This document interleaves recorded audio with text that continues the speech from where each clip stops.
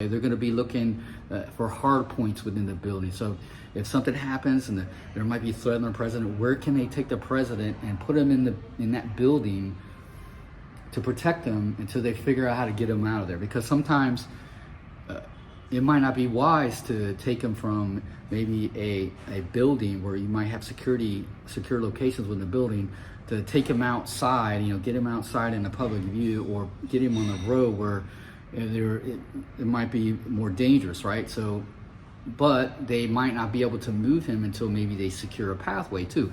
So you have to designate those hard points, okay?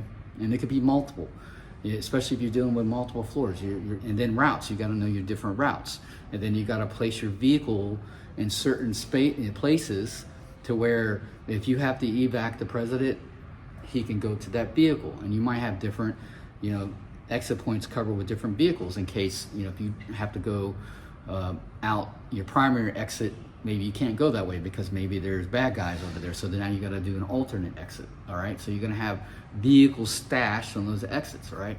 Then you're going to have security around that. Okay. So that applies generally for any protection detail that does it. It's just, like I said, it depends on how many assets you have. Okay. So you have that protection detail, and then they work the venue, and then they also coordinate with the hospital. So they might visit multiple hospitals. And the Secret Service and a lot of the higher agencies, they already had designated hospitals in every city, okay? And so they have an advanced team out there, and then they work on being able to communicate with the protection detail.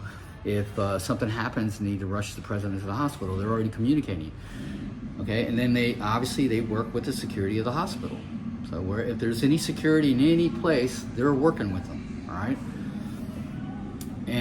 but that's how basically it goes. So the Secret Service has one person in charge of every single location with multiple people underneath them. In the situation with the president at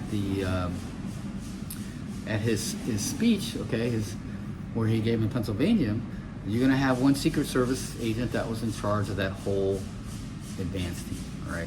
And what they're doing is they're talking to the local police, the federal police, and any other kind of assets that they're able to get a hold of and be part of their outer perimeter of security, okay?